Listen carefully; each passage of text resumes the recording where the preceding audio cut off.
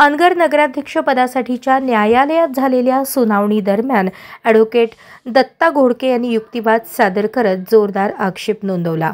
अनगर नगरपंचायत बिनविरोध झाल्याचा जल्लोष मोठ्या प्रमाणावर करण्यात आला आणि ही बातमी थेट अमेरिकेपर्यंत पोहोचली। मात्र या संपूर्ण घोषणेच्या पार्श्वभूमीवर थिटे यांनी केलेले अपील प्रलंबित असताना ही घोषणा कशी करण्यात आली असा गंभीर सवाल उपस्थित झाला आहे।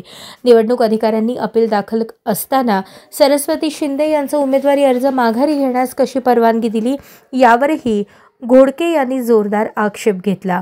न्यायालयीन प्रक्रियेच्या दरम्यान असा निर्णय घेणे कायदेशीरदृष्ट्या योग्य आहे का असा मुद्दा त्यांनी मांडला। न्यायालयात प्रकरण न्यायप्रविष्ट असताना नगराध्यक्षपदाची निवडणूक बिनविरोध कशी घोषित केली जाऊ शकते हा मूलभूत प्रश्न घोडके यांनी न्यायालयासमोर ठेवला। या सुनावणीमुळे अनगर नगरपंचायतीच्या निवडणूक प्रक्रियेवर मोठे प्रश्नचिन्ह निर्माण झाले आहे।